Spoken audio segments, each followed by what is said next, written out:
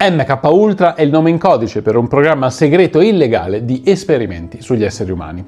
Suona un po' distopico, ma qui non parliamo di un futuro immaginario o di ucronia, parliamo di storia recente. MK Ultra è stato studiato e messo in atto dalla CIA durante gli anni 50, 60 e 70 del Novecento e il suo scopo era quello di far confessare le persone interrogate. Il problema è che per farle confessare era necessario utilizzare droghe e diverse tecniche di tortura del tutto illegali. Il progetto fu organizzato dai Chemical Corps dell'esercito statunitense all'inizio degli anni 50, poi proseguì fino al 1973, quando venne ufficialmente smantellato.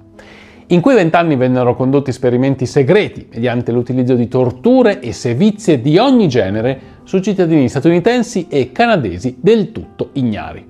Ma come si arriva al progetto MK Ultra? Prima di cominciare, ragazzi, guardate il numero di iscritti qua sotto. Siamo a 440.000, sarebbe bellissimo arrivare a 500.000. Tantissimi di voi guardano i video senza essere iscritti o senza aver attivato la campanella del canale. Per realizzare questo tipo di documentari che trattano curiosità storiche che ormai sono dimenticate, abbiamo bisogno del vostro supporto, di tanti iscritti e abbonati. Se volete sostenerci con un caffè al mese vi lascio il link qua sotto in descrizione, ma se non potete, mi raccomando, fate clic sul tasto iscriviti. Grazie mille a tutti e ora cominciamo! Alla fine della Seconda Guerra Mondiale il mondo si divide in due blocchi. Quello occidentale, dove gli Stati Uniti hanno in assoluto il peso maggiore, e quello sovietico, dove l'Unione Sovietica esercita il controllo sui suoi stati satelliti. La contrapposizione nella narrativa occidentale è netta. Da una parte ci sono i buoni, i democratici Stati Uniti, e dall'altra i cattivi, i comunisti dell'Unione Sovietica, quelli che mangiano i bambini. Lo scontro fra le due superpotenze dell'epoca non è armato, anche se si arriva a sfiorare una nuova guerra diverse volte, ad esempio durante la crisi missilistica di Cuba. Quel periodo di conflitto politico-ideologico prende il nome di Guerra Fredda, che viene combattuta a suon di propaganda, spionaggio e dimostrazioni di superiorità, ad esempio in campo sportivo e scientifico, in particolare nella corsa allo spazio. Il 9 novembre del 1989 viene abbattuto il muro di Berlino e nel giro di un paio d'anni si arriva alla dissoluzione dell'Unione Sovietica e dell'intero blocco comunista. La guerra fredda inizia subito dopo la fine della Seconda Guerra Mondiale, ma negli anni 50 il cosiddetto Red Scare, lo spavento rosso, raggiunge livelli di paranoia. Gli Stati Uniti, che non hanno più il monopolio delle armi nucleari, sono terrorizzati dall'idea che movimenti comunisti possano diffondersi nel paese, anche attraverso la presenza di spie sovietiche. Sono gli anni del cosiddetto maccartismo, dal nome del senatore Joseph McCarthy, che mette in atto una forte repressione politica seguita da campagne allarmistiche che mettono in guardia dal pericolo comunista. In prima fila nella lotta al pericolo rosso c'è la CIA, Central Intelligence Agency, la potente agenzia di controspionaggio che è stata ed è spesso al centro di controversie per le sue attività segrete anche illegali. Il programma MK Ultra nasce nel 1953, su iniziativa del nuovo direttore della CIA, Allen Dulles, che dichiara: il controllo della mente è il grande campo di battaglia della guerra fredda e dobbiamo fare qualsiasi cosa per uscirne vincitori. Il numero 2 della CIA, Richard Helms, illustra il progetto dicendo che il suo scopo è investigare lo sviluppo di un materiale chimico che causa uno stato mentale aberrante, reversibile e non tossico, che renda possibile screditare individui inducendoli a fare dichiarazioni imbarazzanti, ottenere informazioni e impiantare suggestioni e altre forme di controllo mentale. In realtà MK Ultra è la prosecuzione di un altro progetto chiamato Operazione Artichoke del 1951. Il progetto Artichoke vuole trovare validi metodi di interrogatorio attraverso l'uso dell'ipnosi e degli stupefacenti, con le relative crisi da astinenza e amnesie. Ma non solo, si studia se è possibile ottenere il controllo di un individuo al punto che esegue i nostri ordini contro la sua volontà, magari ignorando anche l'istinto di conservazione. E ancora, si ipotizza che grazie all'ipnosi si possa indurre qualcuno a compiere omicidi, magari di capi di Stato nemici. Si prevede anche l'uso di virus, ad esempio il dengue. Anche il progetto Artichoke si ricollega a un programma di sperimentazione più vecchio, condotto nei campi di concentramento di Auschwitz e Dachau. Gli scienziati nazisti volevano mettere a punto una sostanza che agisse un po' come un siero della verità e che avesse il risultato di eliminare la volontà della persona esaminata. Il dottor Kurt Friedrich Plötner a Dachau conduce i suoi esperimenti sui prigionieri di guerra, usando vari tipi di droghe per osservarne la reazione.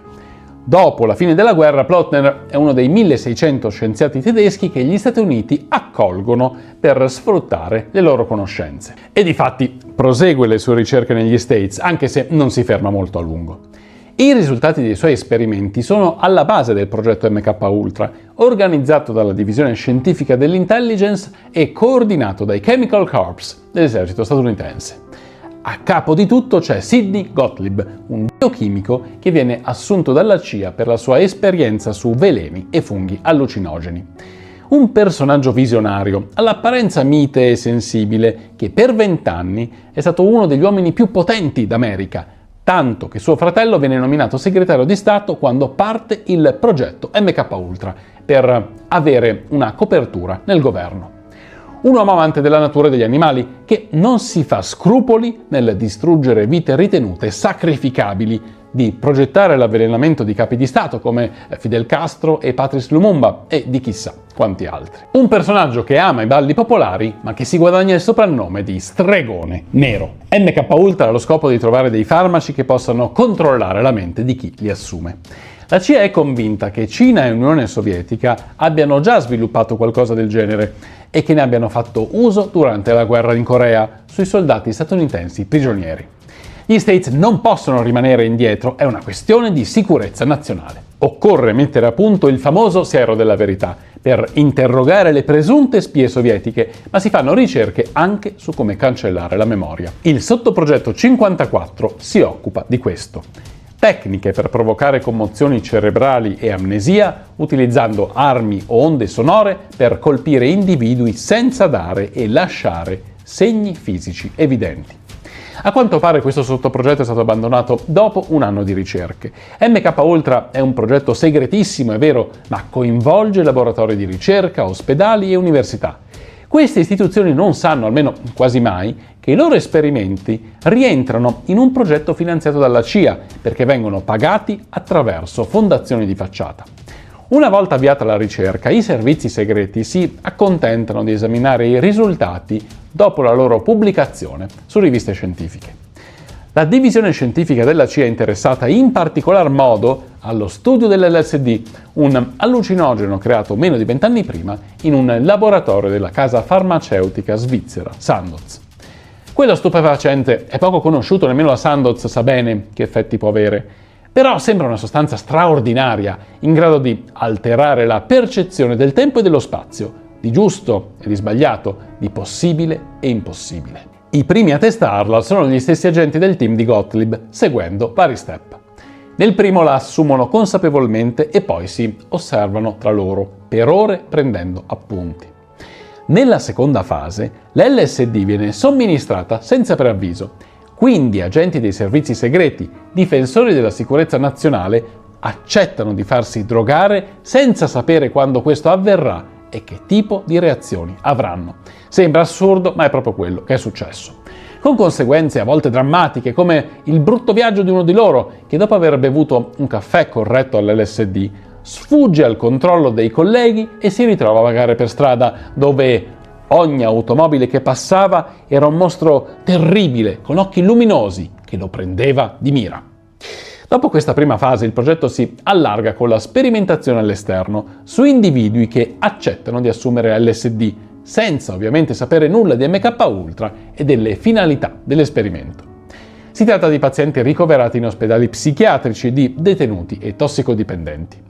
Gli istituti dove si svolgono le ricerche sul campo sono molti, tra questi c'è il Boston Psychopathic Hospital, dove solo 2 dirigenti sanno di lavorare per la CIA e dicono di condurre le ricerche per dovere patriottico. C'è poi il dottor Harry Sisbel, che dirige un ospedale federale per la ricerca sulla tossicodipendenza, che in pratica è un'enorme prigione. I detenuti sono in maggioranza afroamericani e possono partecipare alla sperimentazione su base volontaria. Molti lo fanno perché ricevono in cambio la loro droga preferita, che può essere eroina o altre sostanze simili. Il dottor Isbell tiene 7 detenuti sotto l'effetto dell'LSD per 77 giorni consecutivi per dimostrare la tolleranza al farmaco. Alla fine tutto il lavoro nella prigione dà pochi frutti, perché i soggetti esaminati, che hanno paura dei medici, sono poco disposti a raccontare le loro esperienze come cavie. Oltretutto non è possibile analizzare i risultati sul lungo periodo, perché quando i detenuti escono, nessuno si preoccupa più di loro. Nonostante questo, il dottor Isbell nel 1975, davanti a una commissione d'inchiesta del Congresso che vuole fare luce su MK Ultra, dice: i codici etici non erano così sviluppati e c'era un grande bisogno di conoscenza per tutelare il pubblico nella valutazione del potenziale uso di stupefacenti. Personalmente ritengo che abbiamo fatto un ottimo lavoro. Il passo successivo va ancora oltre. L'allucinogeno viene somministrato a persone del tutto inconsapevoli. In questa fase la CIA mette in piedi delle case d'appuntamento a San Francisco, dove gli uomini ricevono, oltre alle prestazioni sessuali, una bella dose di LSD. Quello che succede nelle camere da letto viene filmato e poi preso in esame dai ricercatori. Le prostitute devono far parlare i loro clienti per capire se l'LSD può indurre a rivelare dei segreti. Alla CIA sono convinti che gli ignari clienti non avrebbero mai fatto parola della loro avventura allucinata, perché consumata in un contesto troppo imbarazzante. Tra l'altro gli osservatori non hanno alcuna esperienza in campo psicologico e non possono fare una valutazione seria. Questi esperimenti, che fra l'altro costano milioni di dollari, sono condotti in modo approssimativo e infatti non approdano nulla. Altre persone vengono drogate e poi interrogate con il classico sistema delle luci puntate sugli occhi, mentre qualcuno prende appunti sulle loro reazioni. Altre ancora, dopo la somministrazione segreta di LSD in un bar o un ristorante, vengono seguite nel corso della giornata per controllare come l'allucinogeno interferisca nelle normali attività quotidiane e nelle interazioni sociali. Perché Gottlieb crede che l'LSD possa influenzare le decisioni di personaggi importanti, magari mentre partecipano a riunioni politiche o d'affari. Oppure, ancora meglio, si può fare assumere una dose a un capo di stato ostile, in modo che il suo comportamento diventi talmente strano da fargli perdere popolarità. Alla fine, dopo 10 anni di sperimentazioni, di danni anche irreversibili causati a persone ignare, gli studi sull'LSD vengono abbandonati perché produce effetti imprevedibili e quindi non controllabili. Ma questo non significa la fine di MK Ultra. Dal 1962 la CIA sviluppa dei superallucinogeni, ad esempio la sostanza invalidante chiamata BZ, che poi l'esercito decide di usare come arma chimica all'interno di bombe a grappolo, distrutte nel 1989. Ma non è tutto. In alcuni sottoprogetti si testano gli effetti di eroina, morfina, mescalina, scopolamina e addirittura anfetamina e barbiturici iniettati in vena. La CIA non si limita a condurre i suoi esperimenti negli Stati Uniti, ma mette in piedi dei centri di detenzione segreti in altri paesi, soprattutto in Giappone, Filippine e Germania Ovest. I prigionieri sospettati di essere spie nemiche vengono sottoposti a interrogatori mentre sono sotto l'effetto di allucinogeni, ma anche torturati con l'elettroshock, la deprivazione sensoriale e chissà che altro. Tutto per arrivare a capire quale fosse il sistema migliore per controllare la mente umana. Anzi, per annientare la mente di un individuo e sostituirla con una nuova. In quelle prigioni dove non vige nessuna legge si arriva ad esperimenti estremi, come sedare una persona fino a indurre il coma, per poi risvegliarla con dosi massicce di stimolanti. Nel momento di passaggio tra coma e risveglio, la cavia viene sottoposta a un forte elettroshock che dovrebbe portare via tutto quello che contiene la sua mente. In quegli anni a Montreal, lo psichiatra Donald Cameron elabora la teoria della guida psichica, in pratica un modo per condizionare la mente attraverso brevi messaggi ripetuti ossessivamente, mentre il corpo viene paralizzato temporaneamente con farmaci come il curaro. Una teoria come questa affascina gli agenti della CIA, che coinvolgono Cameron in MK Ultra. Elettroshock a potenze inaudite e farmaci paralizzanti vengono usati senza consenso anche su pazienti affetti da disturbi minimi, come la semplice ansia. Le conseguenze sono terribili: amnesia, incapacità di parlare, incapacità di riconoscere i parenti, incontinenza. Il lavoro del dotto Cameron per la CIA non riguarda tecniche di lavaggio del cervello o controllo mentale, ma è, e qui cito Naomi Klein nel suo La dottrina dello shock, un sistema scientificamente fondato per estrarre informazioni da fonti resistenti. In altre parole, tortura. Lo scandalo Watergate, che coinvolge il presidente Richard Nixon, esplode nel 1973. Sempre nel 1973 Nixon silura il direttore della CIA, Richard Helms, grande protettore di Gottlieb, che decide di andarsene, pure lui.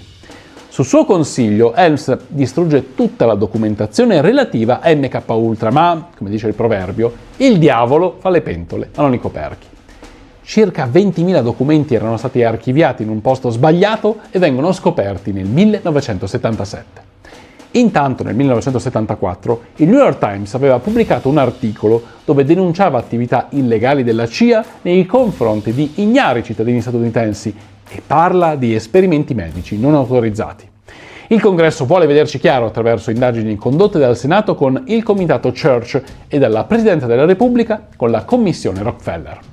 Così, nell'estate del 1975, un altro scandalo colpisce gli americani, già tramortiti dalla vicenda Watergate. Viene fuori che la CIA ha condotto esperimenti su persone consenzienti e non, per arrivare a controllare la mente umana usando sostanze allucinogene e chissà che altro.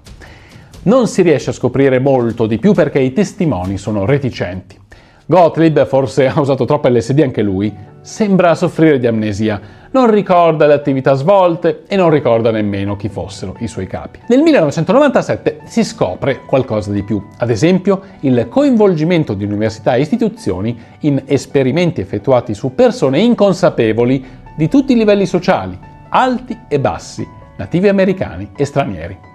Uno studio del 1984 conclude che la CIA e il Dipartimento della Difesa hanno somministrato farmaci allucinogeni a migliaia di soldati volontari negli anni 50 e 60 e che il programma MK Ultra era stato istituito per contrastare i presunti progressi sovietici e cinesi nelle tecniche di lavaggio del cervello. Ed è questa la giustificazione di Gottlieb, la sopravvivenza nazionale di cui lui parla viene prima di qualsiasi considerazione etica e morale, non tiene conto dei diritti delle persone e sfugge ai controlli della legge. Gli Stati Uniti però avevano aderito al codice di Norimberga che proibisce la sperimentazione umana se non c'è un consenso informato. Alla fine nessuno saprà mai che conseguenze abbiano avuto nel lungo termine tutti quegli esperimenti, quante persone ci abbiano in realtà rimesso la pelle. Solo una è la vittima accertata di MK Ultra, Frank Olson, un biochimico che partecipava al programma. A Olson viene somministrata una dose di LSD a sua insaputa e ne risente in modo particolarmente grave. Tanto che un medico della CIA consiglia un ricovero in una struttura psichiatrica. Quel medico è con lui la sera del 28 novembre 1953 in un albergo di New York. Nella notte Olson si butta giù dal 10° piano, senza aprire la finestra, ma lanciandosi contro i vetri, oltretutto scavalcando 2 letti. Molto strano, la faccenda viene archiviata come suicidio o forse come incidente. La morte di Olson diventa sospetta quando esce fuori la storia di MK Ultra e la famiglia si convince che si sia trattato di omicidio. Perché Olson, a conoscenza di molti segreti, era disgustato da quegli esperimenti di MK Ultra e voleva uscire dalla CIA. Insomma, rappresentava un pericolo. Alla fine la famiglia accetta un risarcimento di $750.000, ma la storia non finisce lì. Nel 1984 uno dei figli fa riesumare il corpo del padre e salta fuori che ci sono lesioni fortemente indicative di omicidio. Ma tutti i ricorsi presentati dal figlio per riaprire il caso sono stati rigettati. Sidney Gottlieb è, di fatto, il maggior responsabile dell'introduzione dell'LSD negli Stati Uniti. Non solo, le sue sperimentazioni nelle università, a cui hanno partecipato numerosi studenti volontari, hanno provocato la diffusione dell'allucinogeno nel paese. Perché magari, se l'esperienza è stata divertente, merita di essere riprovata e anche consigliata a qualche amico. Col tempo l'LSD diventa la droga simbolo della controcultura hippie, certo non in linea con i programmi della CIA. Tra gli studenti volontari c'è Allen Ginsberg, poeta simbolo di quell'epoca, che racconta i suoi viaggi lisergici. E c'è anche Ken Kesey, che poi scriverà Qualcuno volò sul nido del cuculo, un libro sul disagio mentale e le torture usate negli ospedali psichiatrici. Poi, fra l'altro, ci sarà un film bellissimo che celebra proprio quel libro in modo eccezionale. E anche un paroliere di successo, Robert Hunter, anche lui espressione di quella cultura. Timothy Leary, scrittore e psicologo, è stato un grande fautore dell'uso dell'LSD perché dice apre le porte della percezione. Proprio lui ha affermato che il cosiddetto movimento LSD è nato negli Stati Uniti grazie alla CIA. Sarebbe più giusto dire grazie a Sidney Gottlieb, che è un personaggio davvero strano. Sidney Gottlieb sfugge a qualsiasi definizione perché ha comportamenti che sembrano del tutto in contrasto fra loro. I suoi genitori sono ebrei, ma lui non si fa problemi a collaborare con medici nazisti che hanno condotto esperimenti disumani nei lager, anzi, ne prende esempio. Eppure nella vita privata fa tutt'altro, vive con la moglie e i figli in una casa isolata dove non c'è luce elettrica né acqua corrente. Alleva capre e tutte le mattine si alza alle 5 per mungerle personalmente. Intanto però sperimenta fantasiosi modi per uccidere Fidel Castro, ad esempio con un sigaro cubano, una penna stilografica e addirittura una muta, tutte avvelenate. Pensa di uccidere il primo ministro del Congo, Patrice Lumumba, mettendo veleno nel suo spazzolino da denti. In questo caso non ci riesce, ma tanto Lumumba viene assassinato lo stesso durante un colpo di Stato. Si inventa aggeggi strani da fornire agli agenti segreti, come micro telecamere e altri gadget, in puro stile James Bond. Quando si ritira dalla CIA va a vivere in una casa ecologica, che all'epoca non era qualcosa che andava di moda, e diventa un ambientalista. Studia il buddismo, fa meditazione, coltiva le sue verdure. Poi va con la moglie in India per occuparsi di lebbrosi e, quando torna negli Stati Uniti, fa volontariato nelle scuole. È insomma un personaggio sconcertante che forse non si può comprendere se non si tiene conto di un valore come il patriottismo. Un patriottismo distorto, però, che spesso viene utilizzato per giustificare azioni disumane.